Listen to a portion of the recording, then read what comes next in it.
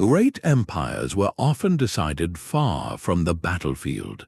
A commander's most formidable enemy was not the opposing army, but the empty stomachs of his own soldiers 1,000 miles from home. This is the hidden world of military logistics, the decisive and overlooked factor that shaped our history. For every famous conquest, there existed an invisible engine of supply, a network of roads, secret depots, and brilliant organizations operating in the shadows. These hidden systems were the true architects of empire, allowing armies to march into the unknown and hold territory across continents. By the end of our journey, you will see history through a new lens, uncovering the ingenious blueprints that powered the world's greatest military campaigns. We will venture from the relay stations of the Mongol steppe to the mountain storehouses of the Inca, revealing how these secret supply chains functioned. What forgotten ingenuity allowed a medieval fleet to dominate the seas for centuries, and what simple mistake could unravel the entire system of a modern superpower? The story of these hidden networks is a story of human brilliance meeting immutable physical limits. So what does it truly take to sustain ambition across an entire continent? To move an army was a monumental effort, but to feed it was an equation that could break empires. The fundamental challenge was a brutal combination of weight, time, and decay. Think of a single soldier on campaign. He needed food, water, and basic equipment, but the animals that carried his supplies, the horses and oxen, needed far more. Their daily requirement for fodder, for grain and grass, could outweigh the needs of the entire human force they supported. An army of 10,000 men might travel with 20,000 animals, creating a moving city that consumed the landscape around it as it passed. Every pound of grain, every arrow, every spare horseshoe had to be physically moved, almost always by animal power or human porters, over roads that were little more than dirt tracks. This created a paradox of scale. The larger your army grew to secure victory, the more unwieldy its supply chain became, slowing its march and draining its resources before a single battle was fought. Distance magnified every one of these problems exponentially. This is the concept of the logistical radius. An army could only operate as far from its supply base as its food and fodder would last, carried on the backs of its own transport animals. For every day an army marched forward, the animals ate into the very supplies they were carrying. Beyond a certain point, the entire force would consume everything it had before it could reach its objective, leaving it stranded and starving. This invisible boundary was the true limit of imperial power. Living off the land, foraging from local farms and villages, seems like a simple solution, but it was a dangerous gamble. A region could only support a large army for a short time before being stripped bare, turning the local population from bystanders into enemies and creating instability in the very territory you sought to control. Reliable, long-term conquest demanded something more sophisticated than scavenging. It demanded a system, a hidden architecture of supply engineered to defeat distance itself. The empires that mastered this silent art did not just win battles, they built worlds that lasted for centuries. The Roman Empire offers the first master blueprint for solving this ancient puzzle. Their legendary legions were formidable in combat, but their true genius was a hidden, bureaucratic machine designed to feed, move, and sustain those legions anywhere across 3 continents. This was not a temporary fix, but a permanent, state-funded system so effective it became invisible in its own reliability. At its heart were 2 hidden networks of way stations, spaced a single day's march apart along every major road. The mutations were simple relay posts for swapping out tired horses and oxen, keeping transport fresh. The larger mansions were fortified complexes offering rest, repairs, and secure storage for imperial supplies. This created a constant, flowing river of material that could be directed wherever it was needed, turning the vast Roman road system from a means of travel into a supply superhighway. The lifeblood of this system was the annona militaris, a dedicated military grain supply. This was not left to chance or local markets. The state collected vast quantities of grain as tax from provinces like Egypt and North Africa, then controlled its shipment, storage, and distribution through a government bureau. It created a strategic reserve that could be mobilized for any campaign. This bureaucratic oversight extended to every detail. Standardized equipment, from nails to tent leather, was produced in imperial factories and shipped to frontier depots in advance. Soldiers even received precise pay, the stipendium, deducted for their food and gear, making the entire army a predictable economic unit. For projecting power over extreme distances, the Romans brilliantly leveraged geography. Their conquest of Britain was a staggering feat of maritime logistics, requiring the coordinated shipment of tens of thousands of troops and all their supplies across the unpredictable English Channel.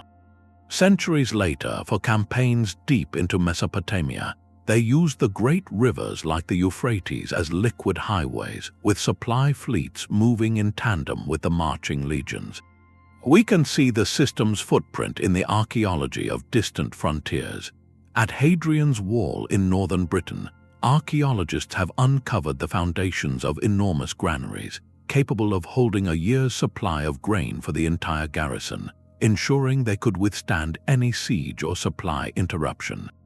During Emperor Trajan's wars in Dacia, modern-day Romania, engineers built a massive stone bridge across the Danube, not just for troops, but as a permanent supply artery to fuel the invasion.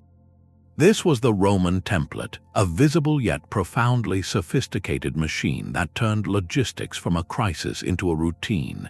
But theirs was not the only solution. While Rome built a monolithic, centralized system of stone and bureaucracy, other empires, born in very different landscapes, would develop their own hidden networks, ones that were far more fluid and just as formidable. While Rome built a world of stone and law, a very different empire rose from the open steppe, mastering a form of logistics that was as fluid as the wind.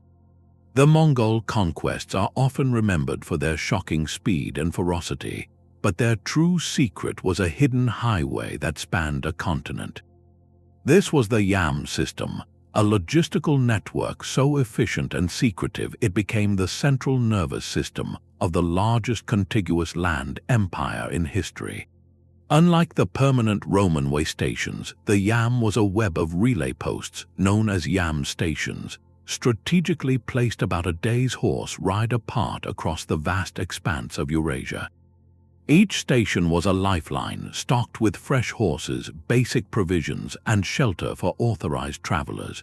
This allowed a single rider, an courier, to cover distances that would have taken months in mere weeks.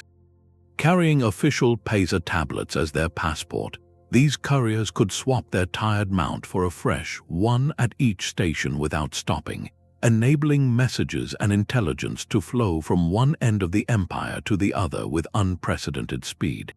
But the Yam's purpose went far beyond communication.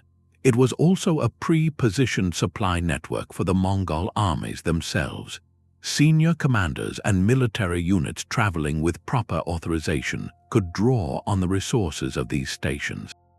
This meant a Mongol force could move rapidly across known territory without being slowed by a massive, vulnerable baggage train.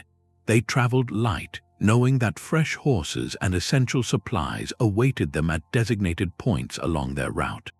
This system granted them two decisive advantages: strategic surprise and incredible endurance. An army could appear where it was least expected, having moved faster than any news of its approach, and it could sustain operations over distances that would cripple other forces. The administration of the Yam was a state secret of the highest order, managed by trusted officials and funded by a dedicated tax on local populations. Its sheer scale was staggering, with records suggesting tens of thousands of horses and hundreds of stations maintained at the empire's height. Where the Roman system was a monument to centralized permanence, the Mongol Yam was a masterpiece of adaptable speed, a network that mirrored the mobility of the steppe warriors themselves. It proved that the most powerful supply line was not always the most solid, but sometimes the fastest and most invisible. Yet not all empires conquered by land. Some looked to the sea, building hidden networks that moved not by horse, but by the power of the wind and tide, creating a logistical system as vast and mysterious as the ocean itself. While the Mongols mastered the open steppe, another empire faced the opposite challenge, defending a vast and vulnerable coastline against constant threat. The Byzantine Empire, the eastern heir to Rome, survived for 1,000 years not by building a single, massive supply line, but by creating a hidden network of self-sufficient communities. Their secret was a revolutionary system that turned logistics from a central headache into a local responsibility. This was the theme system, and it was the logistical backbone of Byzantine resilience. On the surface, a theme was a military district in Anatolia, modern-day Turkey, but its true power was economic. Soldiers in these themes were not just fighters, they were farmer soldiers granted land by the state in exchange for hereditary military service. This meant the army literally fed itself from its own farms. When a threat emerged, soldiers mustered with their own weapons, their own horses, and supplies drawn from their own local harvests. This eliminated the need for the central government in Constantinople to fund, feed, and equip a standing army from scratch for every crisis. The theme was a decentralized logistical base, a hidden web of self-replenishing supply depots spread across the countryside. It was a brilliantly sustainable model that allowed Byzantium to maintain a defensive army across a huge frontier without bankrupting the treasury. But defense of an empire surrounded by sea required a navy, and here the Byzantines developed another hidden system, the Carabisionoi. This was a dedicated maritime theme, a naval district with a singular logistical mission. Its sailors and shipbuilders were not conscripted from afar. They were drawn from coastal communities who knew the waters intimately. The Carabisionoi were responsible for everything, from constructing the empire's famous Droman warships in hidden coastal shipyards, to maintaining secret supply caches on remote islands, to managing the flow of provisions like hardtack, water, and sailcloth to the fleet. This was not a centralized admiralty micromanaging every nail and rope. It was a decentralized, resilient network that leveraged local knowledge and resources. A fleet could be resupplied and repaired in countless small bays and inlets, making it nearly impossible for an enemy to cripple Byzantine naval power by capturing a single major port. For centuries, this combination, the self-supplying soldier farmers of the land themes and the self-sustaining sailors of the maritime theme, created a defensive shield of remarkable endurance. It was a lesson in logistical resilience, proving that sometimes the strongest chain is not one giant link, but countless small, interwoven ones. Yet for all its defensive genius, the theme system was designed for holding a frontier. What happens when an empire's ambition is not to hold a line, but to project overwhelming force across an entire ocean, to launch an invasion on a scale the world had never seen? That requires a system of a completely different order. The desert itself became a hidden highway for a new kind of empire. As the early Islamic caliphates expanded from the Arabian Peninsula, they faced a logistical nightmare of distance and terrain, stretching from the mountains of Central Asia to the shores of North Africa. Their solution was a hidden network of communication and fortification that turned barren frontiers into sustainable borders. At the core of this system was the Barid, a state-run postal and intelligence network far more sophisticated than simple mail delivery. This was the command line of the empire, Couriers on fast horses or camels traveled fixed routes between major cities and the remotest military outposts, carrying not just orders, but vital intelligence on enemy movements, local conditions, and the status of supply depots. This constant flow of information allowed commanders in Damascus or Baghdad to coordinate campaigns thousands of miles away with a responsiveness that rivaled the Mongols' Yam, creating a logistical web of knowledge that held the empire together. To secure these vast frontiers, the Caliphates engineered a landscape of supply. They established the Thua, fortified frontier towns that were far more than military garrisons. These were carefully planned agricultural and trade centers, populated with soldier farmers and their families.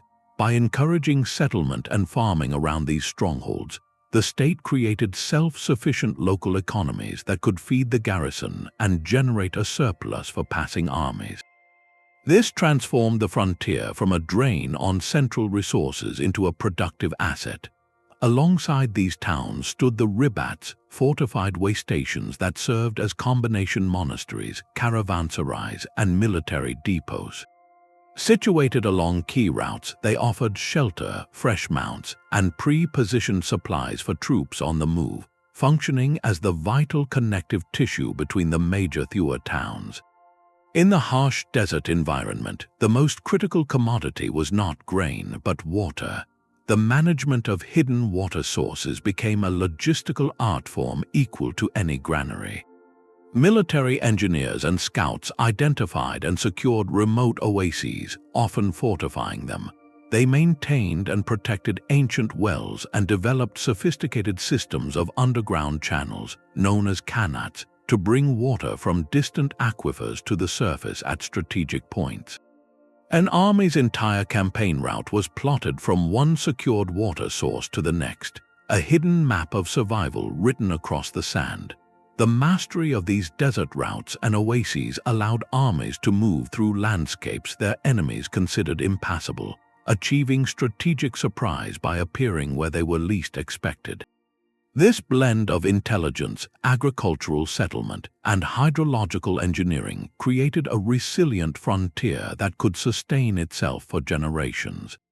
It was a system built on understanding and manipulating the environment itself. Yet, this model of desert and frontier logistics represents only one answer to the eternal challenge. On another continent, separated by vast oceans, an empire arose in a world of vertiginous mountains and dense jungle, developing a supply system that defied the very logic of geography, one that moved mountains of material without the wheel, the horse, or the written word. High in the Andes, an empire built a supply network that defied every conventional rule. The Inca Empire mastered a landscape of impossible geography, soaring peaks and deep valleys without the wheel, without draft animals, and without a formal writing system. Their hidden logistics engine was a monumental feat of social and physical engineering, centered on two brilliant concepts, the Qhapaq Ñan and the tambo. The Qhapaq Ñan, or Royal Road, was not a single path but a vast interconnected web of highways spanning over 25,000 miles. This was a road system built for the foot and the llama. Engineers carved staircases into cliff faces, suspended fiber bridges over raging rivers, and paved high mountain passes with stone, creating a unified artery that connected the empire's distant corners. But a road is just a line on a map without a system to support those who travel it. This is where the true hidden genius emerged, the tambo. Spaced along the Qhapaq Ñan at intervals of about 1 day's walk, these were not simple rest stops. They were state-run way station complexes, part inn, part fortress, and most importantly, part warehouse. A traveler on imperial business, be they a soldier, a government official, or a relay runner, would find everything they needed: shelter, food, clothing, and even weapons, all supplied from the tambo's storehouses. This meant an Inca army could march light and fast across the most punishing terrain, knowing that secure, pre-positioned supplies awaited them at each day's end. The question then becomes, how were these remote mountain storehouses kept full? The answer lies in a system of reciprocal obligation, the mitre. This was a labor tax, a requirement that every household in the empire contribute a portion of its time each year to state projects. This labor built the roads and the tambos themselves, but it also filled them. Vast state-controlled farms and workshops produced standardized goods, from freeze-dried potatoes and maize to blankets and sandals. This surplus was then transported, often by human porters or llama trains, and meticulously stocked in the tambo network according to a centralized accounting system using knotted cords called quippers. The entire empire functioned like a single, breathing organism. Goods flowed from production zones to storage nodes, and people moved along the roads with guaranteed support, all managed through a sophisticated oral and tactile bureaucracy. This hidden network of stone roads and stocked storehouses allowed the Sopa Inca to project power with stunning speed, moving armies and administrators across a vertical world that would have paralyzed other empires. It was a logistical solution born from its environment, proving that the most effective system is the one tailored to its own unique constraints. Yet, the Andes presented a contained, if mountainous, theater. To sustain ambition across the trackless expanse of an ocean required a different kind of network altogether, one built not on stone paths but on wind patterns, lunar cycles, and the courage to sail beyond the sight of land. The open ocean presented a supply challenge of an entirely different magnitude, a realm where land disappeared for weeks and the only constant was the horizon. One maritime empire solved this puzzle not with a dedicated navy, but by weaving its military and commercial needs into a single, unbreakable cord. For Venice, the serene city of canals, power was measured in the laden holds of its merchant galleys and the precision of its sailing schedules.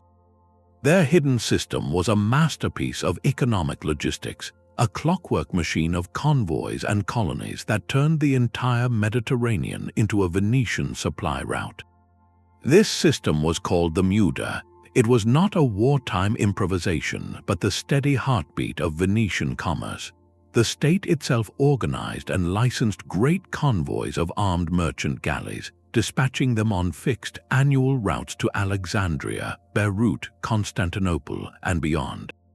These were not ragtag collections of ships, but standardized oar and sail-powered vessels built in the state-owned arsenal, crewed by citizens, and sailing on a published timetable known to every merchant in Europe. The Muda's primary purpose was trade, carrying luxury goods from the east back to the canals of Venice. But in its design lay a dormant military capability of immense power. The galleys were already armed to fend off pirates. Their routes were predetermined and protected. Their crews were organized and loyal. Most importantly, the entire system was managed and financed by the state, meaning it could be commandeered in an instant. When war came, the transition was seamless. The same galleys that carried silk and spices could be rapidly converted into troop transports. The disciplined crews became naval infantry. The meticulously planned convoy schedule became a battle fleet's order of sail. This fusion of commerce and combat gave Venice a staggering strategic advantage. They did not need to maintain a vast, expensive standing navy in peacetime, because their entire commercial fleet was the navy in waiting.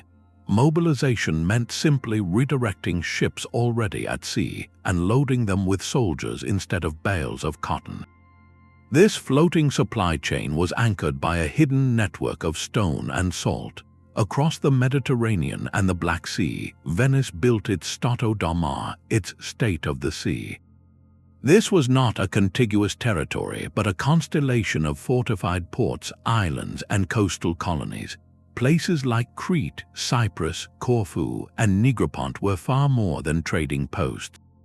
They were pre-positioned logistical nodes, each a miniature Venice equipped with secure harbors, massive warehouses called fondaci, repair yards, and freshwater cisterns. For a Venetian galley, whether on a commercial muda or a wartime mission, the journey was not a voyage into the unknown. It was a hop from one secure, friendly port to the next, each capable of resupplying food, water, arms, and information. A fleet could operate thousands of miles from home without ever leaving Venetian-controlled shelter. The genius of this system was its profound integration. The same ship carried pepper one year and pikemen the next. The same harbor master who tallied sacks of alum would later inventory barrels of gunpowder. The same navigator who followed the star charts to Beirut knew the safest coves for disembarking an army near Constantinople. Venetian power was literally built into the infrastructure of Mediterranean trade. This hidden commercial engine allowed the Republic to punch far above its weight, sustaining military campaigns and a colonial empire for centuries with an efficiency that purely martial empires could never match. Yet the Mediterranean, for all its size, was a contained world of familiar coasts and predictable winds. The next logistical leap would require venturing beyond all known maps, into oceans so vast they redefined the very meaning of distance and supply. The sea is a desert of a different kind, one where thirst is a constant companion and a wooden hull is your only world. For the empires of the Age of Sail, projecting power meant maintaining fleets on the open ocean for months or even years, a logistical challenge that dwarfed anything on land. A single ship of the line was a floating village requiring tons of food and, most critically, thousands of gallons of fresh water every month. The hidden system that made this possible was an industrial machine operating in the shadows of every great port. At its heart were the victualling yards, sprawling state-run complexes that functioned like factory lines for sustenance. Here, workers mass-produced hardtack, a rock-hard biscuit baked 4 times to drive out all moisture and resist spoilage for years. In vast salting houses, sides of beef and pork were packed in barrels with salt, creating a durable, if barely palatable, source of protein. But the most ingenious element of the supply chain was drink. Stored water stagnated quickly in wooden casks, becoming a breeding ground for illness. The solution was not to carry more water, but to carry a substitute, beer. Entire naval breweries worked around the clock, producing thousands of barrels of weak beer, which remained potable far longer than water and provided essential calories. This system of preserved food and safe drink was the baseline, the absolute minimum required to keep a crew alive at sea. Yet survival was not the same as effectiveness. The true logistical nightmare, the one that could cripple a fleet without a single enemy cannon firing, was scurvy.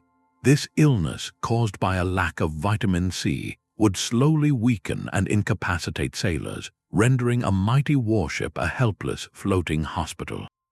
For centuries, scurvy was an accepted, tragic cost of naval operations. The quest for a cure became one of history's most critical logistical missions, a race to find a portable, durable anti-scorbutic.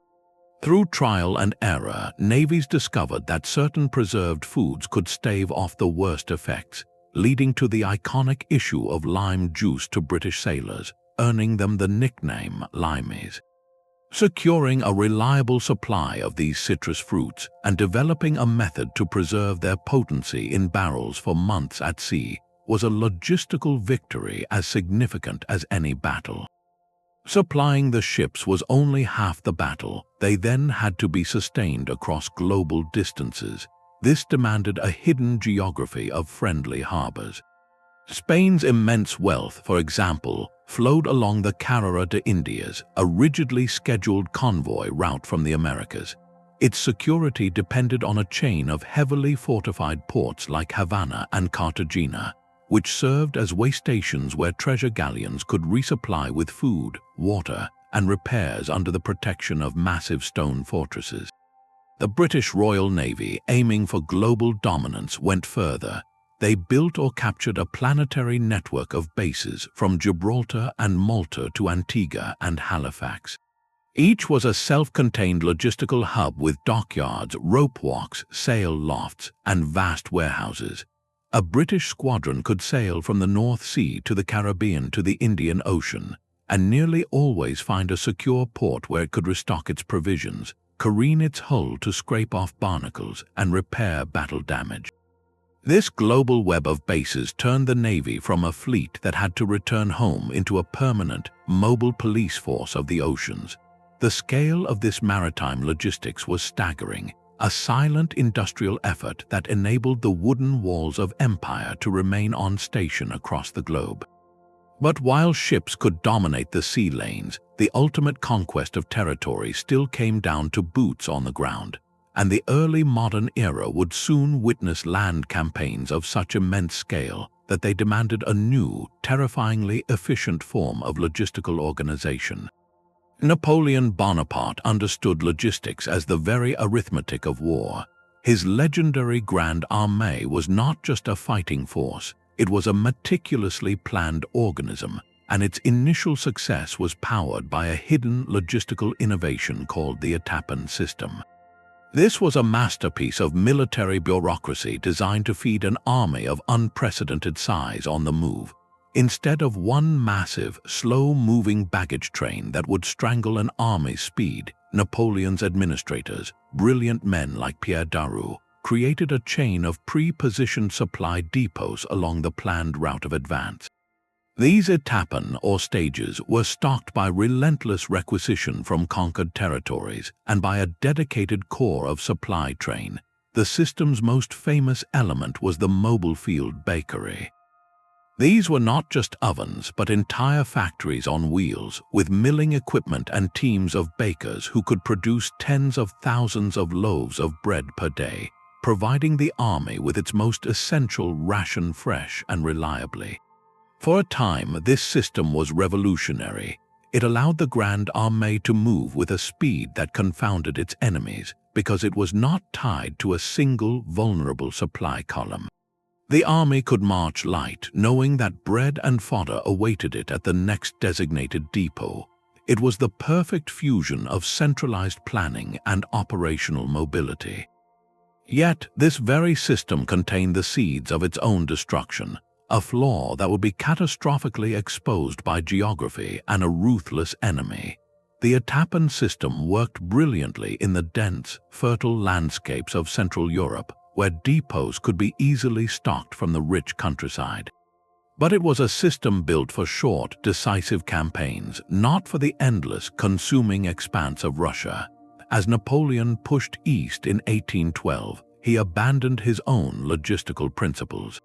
Lured by the dream of a quick, decisive battle, he ordered forced marches that outran his carefully laid supply depots.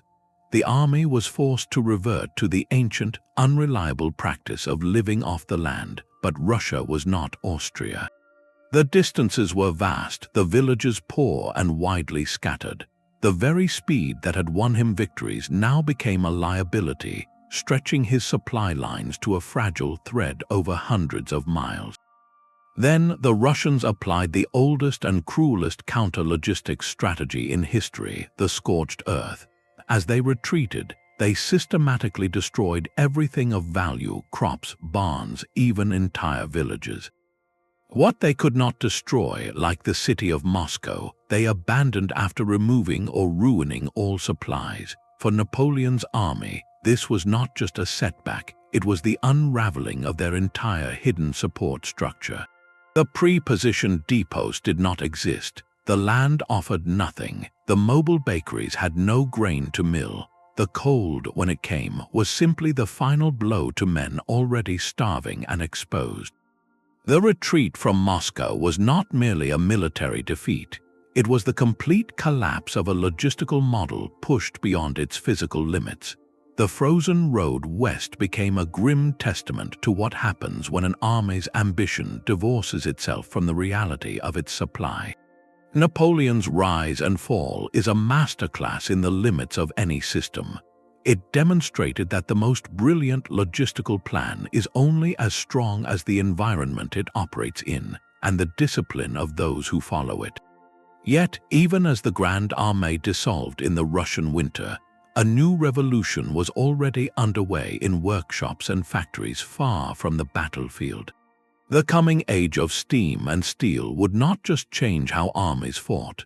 but would fundamentally rewire the very concept of how they were sustained, turning supply from an art of careful calculation into an engine of industrial production. Steam and steel rewrote the rules of supply, turning logistics from a seasonal burden into a relentless, year-round industrial process. The 19th century's hidden network was no longer made of dirt paths or sailing schedules, but of parallel iron rails, sealed tin cans, and instantaneous bursts of electricity. Together, they created a new kind of warfare, one where armies could be fed, moved, and commanded on a scale that would have been pure fantasy just decades before. The railway was the first and most profound revolution. It annihilated the ancient tyranny of distance.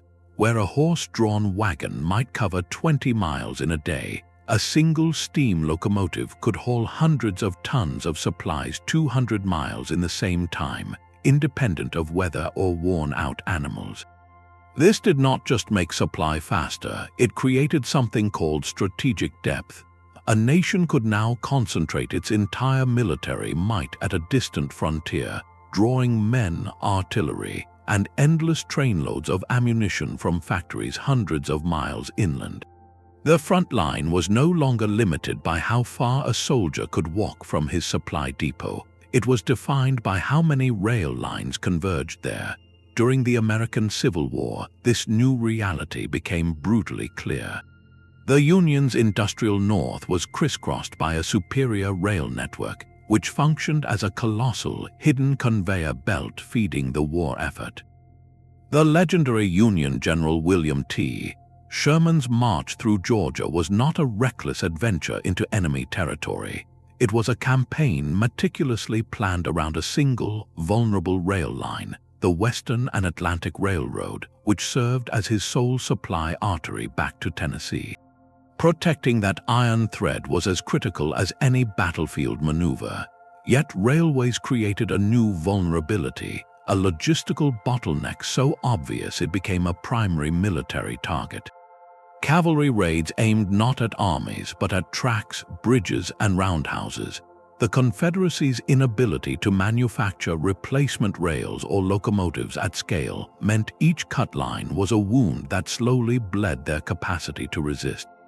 Alongside the railway came a quieter invention that changed the soldier's most basic experience, the tin can. For millennia, armies had been constrained by the seasons, relying on fresh food that spoiled or bulky grains that required milling and baking. The development of canning, initially for the French Navy, created a portable, durable, and safe food source. Suddenly, a soldier's ration could be carried in his pack for months, unaffected by rain, heat, or time. This simple can of preserved meat or vegetables granted armies a new form of operational freedom. A unit could now operate independently of field bakeries or supply trains for extended periods, holding a remote mountain pass or pushing through a barren landscape without immediately starving. It was a logistical miracle sealed under tin, but moving men and feeding them was useless without command. The final piece of this industrial triad was the telegraph, the hidden nervous system of modern war. For the first time in history, a government in a capital city could know the status of a distant battle within hours, not weeks, and issue new orders that arrived the same day. This transformed logistics from a pre-planned script into a dynamic, responsive process. A depot commander could telegraph ahead to a rail junction, rerouting a supply train to a different division based on real-time need. A general could coordinate the movements of separate corps across a 100-mile front with precision, ensuring they converged on the enemy at the exact same moment, a feat famously executed by the Prussians against the Austrians. In the Franco-Prussian War, this integrated system reached a devastating maturity. Prussia's general staff used their superior rail network to mobilize and concentrate forces with breathtaking speed, while their use of the telegraph allowed for a tight, centralized control that the more fragmented French command could not match. The result was not just a battlefield victory, but the rapid encirclement and siege of entire French armies, a direct outcome of superior logistical coordination. This was the new face of conflict, a war of railways, canned rations, and electric messages. It was a system of such immense power and complexity that it could sustain armies of millions. But this very scale contained a terrifying promise, a warning that the next great war would not be decided by a single brilliant general, but by which nation's hidden industrial heart could beat the longest and strongest under the most extreme pressure imaginable. The railway, the telegraph, and the tin can had created a new kind of warfare, one that promised decisive victory through overwhelming industrial might. But when the great powers of Europe clashed in 1914, they collided with a brutal, unforeseen reality. The very systems designed for rapid conquest locked them into a stalemate of unimaginable scale. The Western Front became a 400-mile-long scar across the continent, a static, grinding war of attrition where the real battle was not for yards of muddy ground, but for the endless river of supplies needed to hold the line. This was the ultimate test of hidden logistics, a demand for constant, colossal flow where movement had stopped. To supply millions of men entrenched in a narrow, devastated zone required building an entire parallel world behind the lines, a hidden landscape of arteries and organs dedicated solely to sustenance. The first challenge was moving mountains of material the final few miles from railheads to the trenches, a distance where standard railways were too vulnerable and roads were seas of mud. The solution was a dense, secret web of narrow-gauge light railways and tramways, thousands of miles of temporary track laid like capillary networks.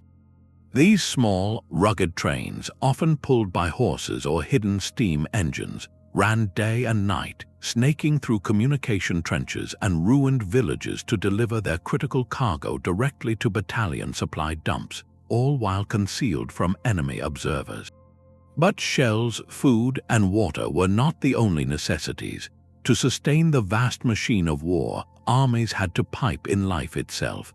Elaborate systems of above-ground and buried pipelines carried fresh water from purification plants far to the rear, combating the constant threat of disease from contaminated wells in the battle zone. Later in the conflict, even more vital pipelines were laid to pump fuel, gasoline for the growing fleets of trucks and tanks, directly to the front, creating a hidden circulatory system for the new engines of war. Beneath the torn earth, another hidden network took shape, the sapes. These were not just tunnels for mining enemy positions, but vast, excavated underground cities. They served as secure barracks, command centers, hospitals, and most importantly, immense storage depots safe from artillery barrages. Here, millions of rounds of ammunition, medical supplies, and preserved rations were stockpiled, allowing a sector to withstand a prolonged siege or prepare for a major offensive. The scale of consumption defied all precedent. A single major offensive could require the stockpiling of millions of artillery shells, a logistical effort that took months. The daily ration for one soldier, now including canned bully beef, hardtack, and tea, had to be multiplied by several million every single day without fail. The medical logistics alone formed a heartbreaking reverse pipeline, a meticulously organized chain of clearing stations, ambulance trains, and base hospitals designed to evacuate and care for the tremendous number of wounded. This unceasing demand stretched across oceans. For the Allies, the Atlantic Ocean became the ultimate supply line, and protecting it was a logistical war in itself. To counter the devastating threat of German submarines, the Allies developed the convoy system. This was not merely grouping ships together. It was a masterpiece of coordinated scheduling, routing, and naval escort. Standardized cargo ships loaded in ports from Halifax to New York would assemble into vast flotillas, their departures and courses a closely guarded secret, shepherded by warships across the dangerous waters. This hidden maritime timetable became the lifeline of the Western Front, delivering the American troops and the raw materials that would ultimately tip the balance. The immovable front of the Great War proved that industrial logistics could sustain a conflict of unprecedented horror, but it also revealed a terrible fragility, a system so complex and massive that it consumed nations from within. The next global conflict would reject the static trench, demanding instead a hidden network capable of fueling lightning movement across entire continents, turning logistics from a slow, ponderous giant into a sprinter of terrifying speed and reach. The vast emptiness of the Pacific Ocean presented a logistical nightmare unlike any other. With no friendly coastlines, no connecting railways, and enemy-held islands spanning thousands of miles, the United States faced a simple, brutal equation to defeat Japan. It had to project and sustain immense military power across the greatest expanse of water on Earth. The solution was not a single supply line, but an entire floating civilization that moved with the fleet. This was the Service Force Pacific Fleet, the hidden, mobile logistical arm that made victory possible. Imagine a city of specialized ships trailing the combat vessels, a sprawling procession of oil tankers, ammunition ships, refrigerator vessels bursting with fresh food, and even floating dry docks capable of repairing battle damage at sea. This armada of supply meant the fighting fleet did not need to turn back to distant Pearl Harbor after every engagement. It could stay on station, fueled, fed, and repaired, pushing relentlessly westward. This floating support system required fixed points on the map to operate from, which led to a new kind of military objective: islands seized not for their strategic value in a traditional sense, but purely for their utility as logistical platforms. These were the advanced naval bases. Engineers and construction battalions, the legendary Seabees, would storm ashore alongside Marines, transforming captured atolls and jungle islands with breathtaking speed. Within days, they would bulldoze airfields from coral, dredge lagoons to create protected anchorages, and erect massive fuel storage tanks and warehouses.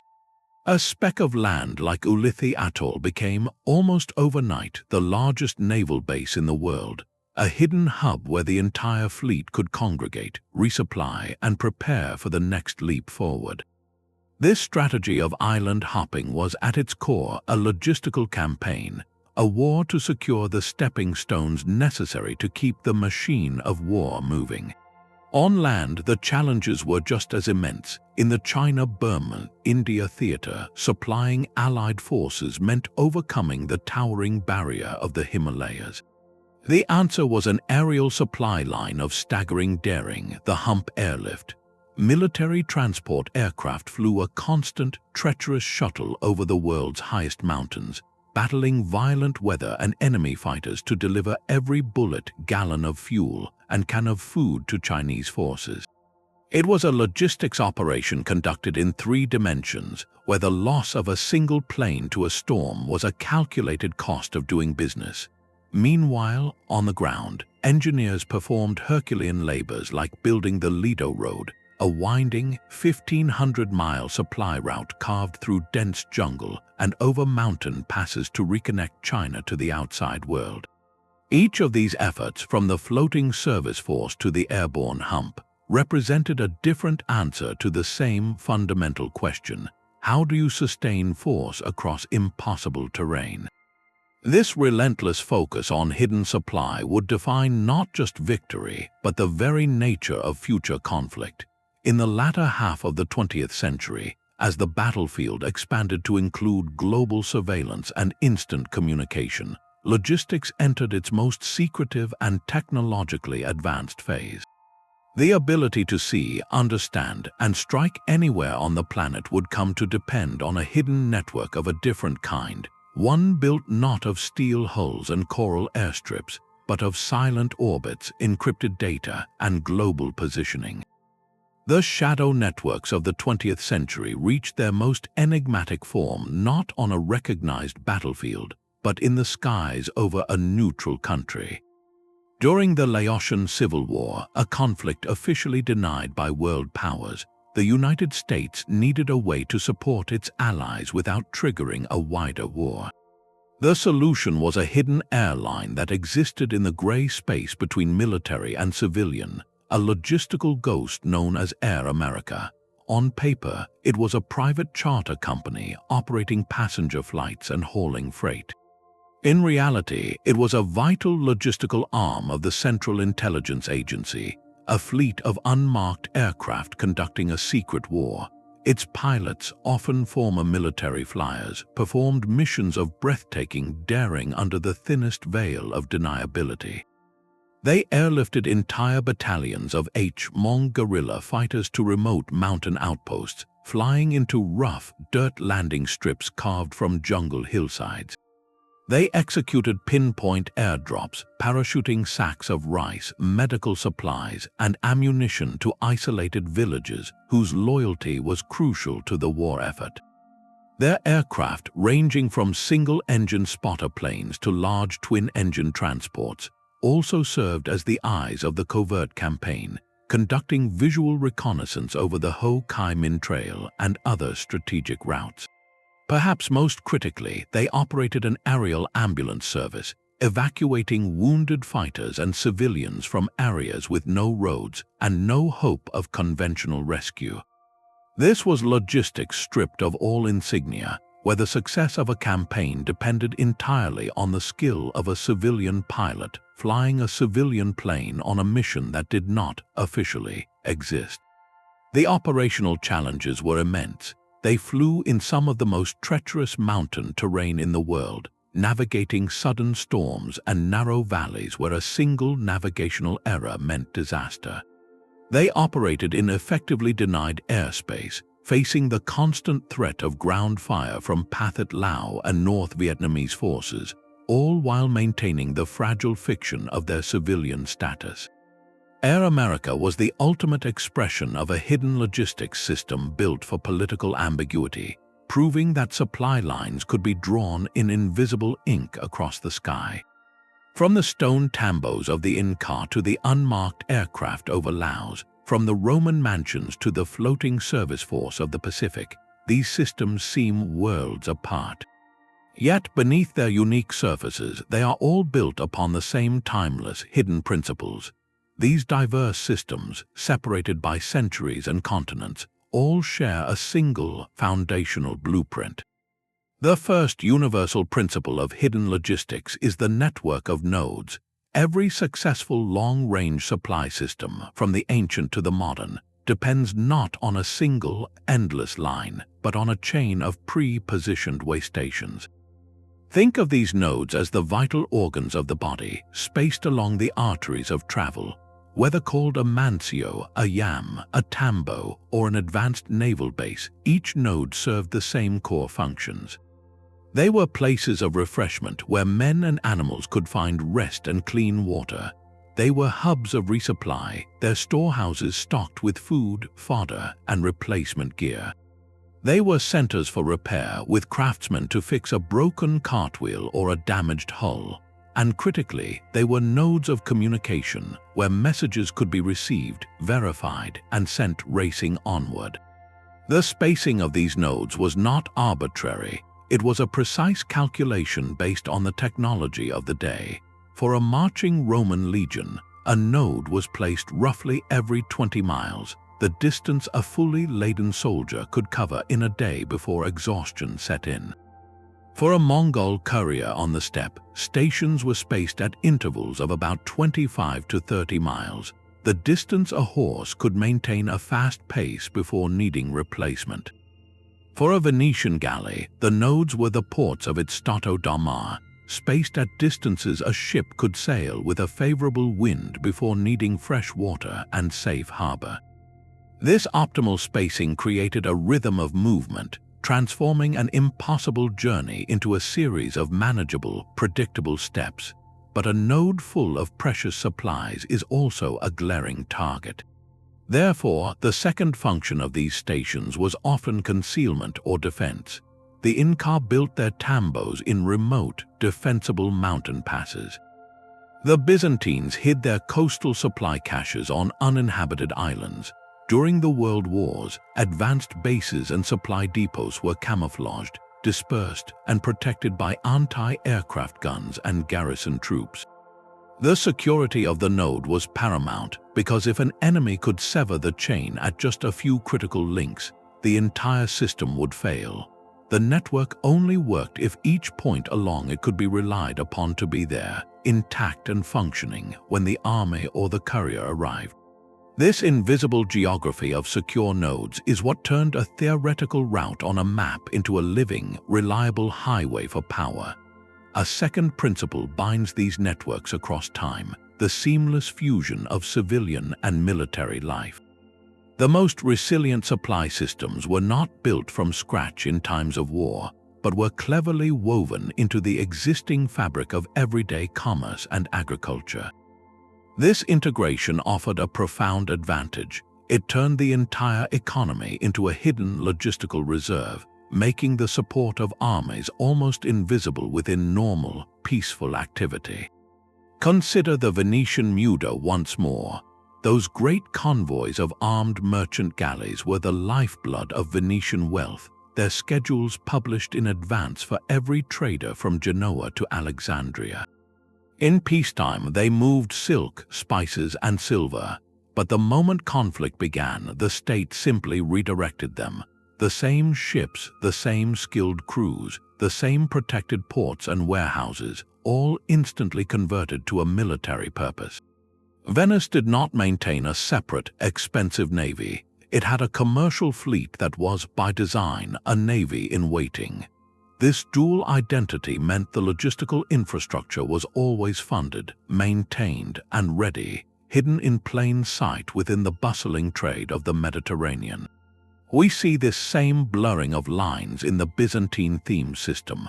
Those soldier farmers tilling their granted lands were not a burden on the imperial treasury, they were the treasury.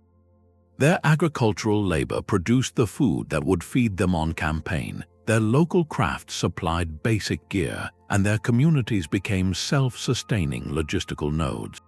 The army was literally rooted in the soil it defended, its supply lines as short as the distance from a farmer's field to his mustering point.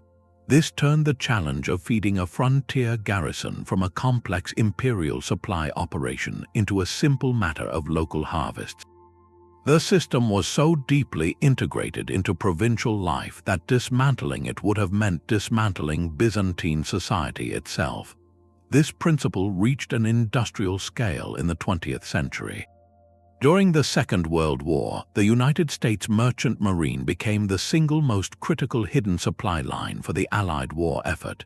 These were not warships, but civilian manned cargo vessels, Liberty ships and Victory ships produced in astounding numbers. They sailed in convoys carrying everything from tanks and aircraft to canned beef and medical supplies. The entire endeavor relied on the pre-war expertise of American shipyards, the knowledge of civilian merchant sailors, and the nation's colossal industrial and agricultural output. The war machine was fed by converted car factories making bombers, by textile mills weaving parachute silk, and by farms whose surplus was canned and shipped overseas. The line between the civilian home front and the military front line vanished. The entire economy became a single, integrated logistical engine. This fusion provided staggering efficiency.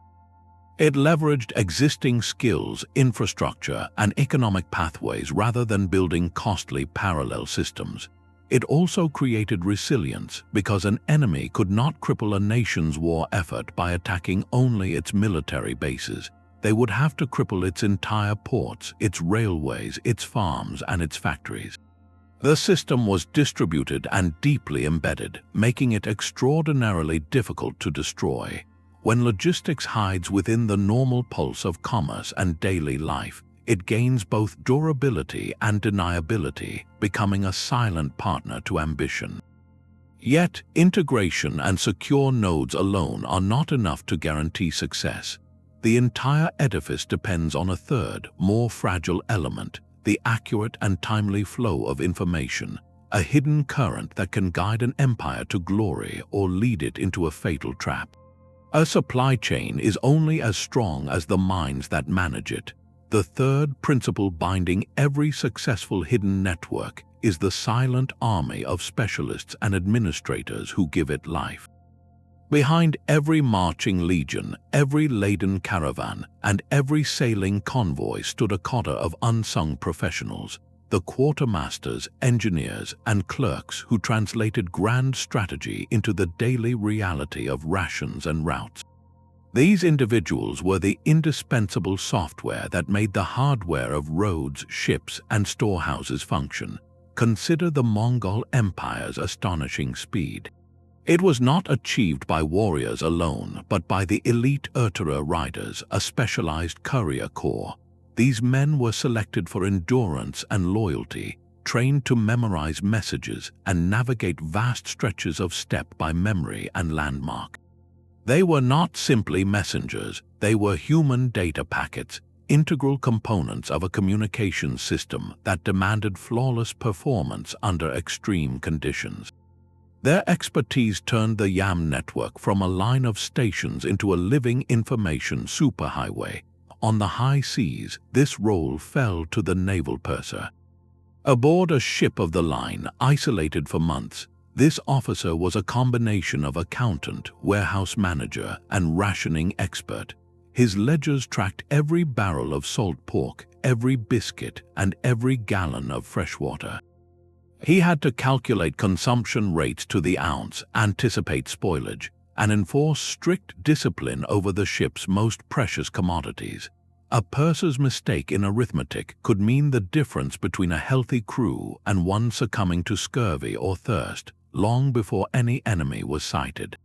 This administrative specialization reached an industrial zenith with the rise of the railway. Nations developed dedicated railway troops, engineering units whose sole purpose was to build, repair, and operate military rail lines. These were not combat soldiers in the traditional sense, but their work was utterly decisive.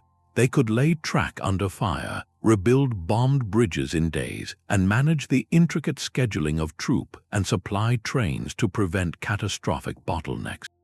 Without their precise technical labor, the great industrial armies of the modern era would have been paralyzed, mountains of material piling up at stations hundreds of miles from the front. This bureaucratic layer, often dismissed as mere paperwork, is where campaigns were truly won or lost. The Roman prefectus annoni was a high-ranking official solely responsible for the military grain supply, a logistical CEO coordinating harvests, shipping, and storage across the Mediterranean. In the Byzantine themes, meticulous tax records and land registers determined how many soldier farmers could be mustered and from where.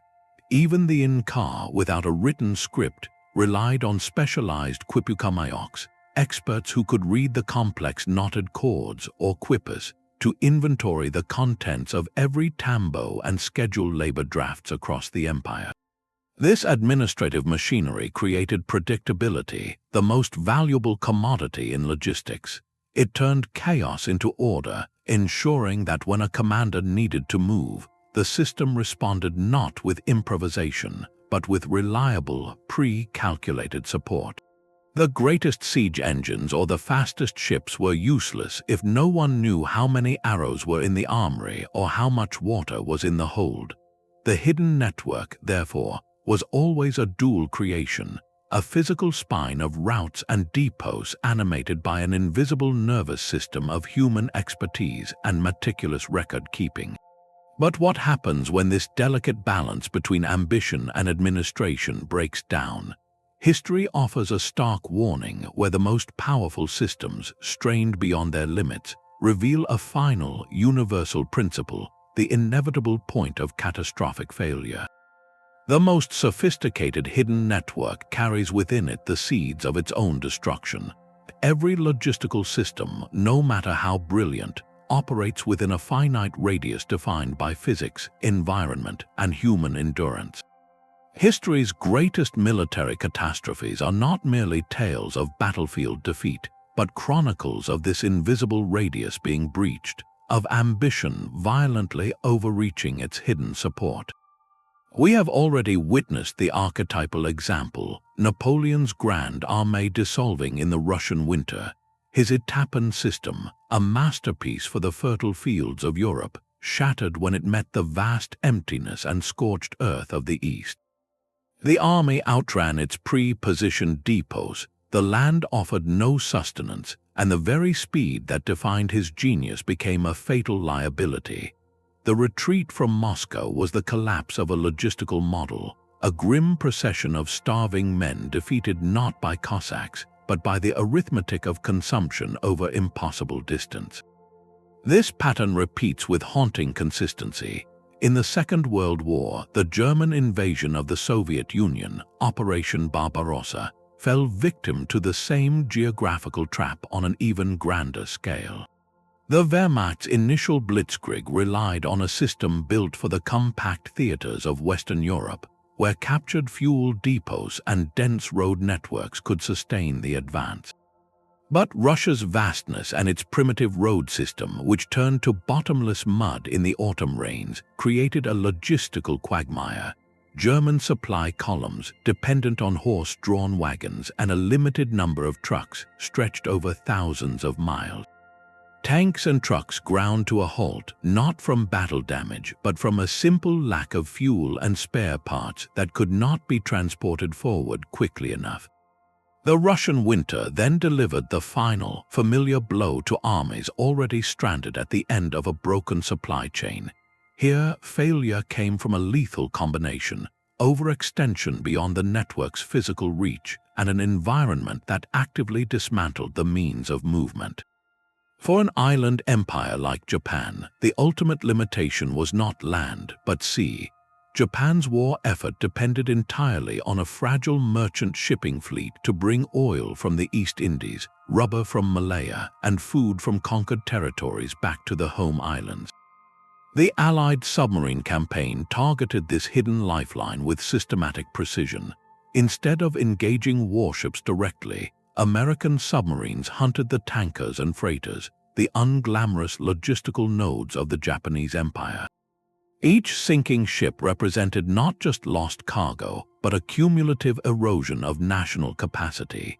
Factories slowed for lack of raw materials, pilots trained less for lack of fuel, and civilian diets shrank for lack of imports.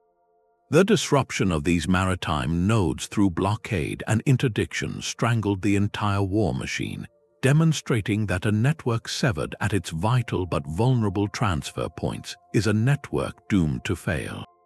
These collapses share common roots. The first is the fatal allure of strategic overextension, where political or military ambition drives forces beyond the sustainable range of their support.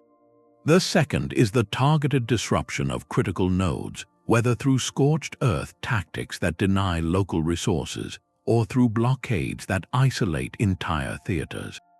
The third is the underestimated power of environmental factors, from the mud of Russian roads to the vast distances of the Pacific, which act as a silent, grinding enemy against any supply line. Finally, there is administrative collapse, the point at which the complex bureaucracy of supply becomes too overwhelmed by chaos, distance, or loss to function, leaving armies adrift with no direction or means of sustenance. In this light, military history can be read as a long, relentless record of logistical overreach. The moment a commander's vision detaches from the practical reality of feeding, fueling, and maintaining his force, the hidden network that enabled his rise becomes the instrument of his fall. The map of empire is ultimately drawn not by the furthest point reached by its scouts, but by the furthest point its supply lines can reliably hold. This enduring tension between ambition and sustenance, between the dream of conquest and the physics of supply, frames the final evolution of these hidden systems. As warfare entered the age of information and precision, the question became whether technology could finally erase these ancient limits, or simply create new, more complex vulnerabilities in an invisible web spanning the globe.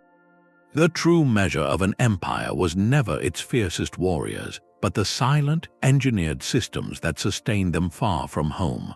From the Mongol Yam to the floating naval depot, the story of conquest is a story of hidden logistics, a testament to the fact that power projected over distance is an illusion without a meticulously built network to support it.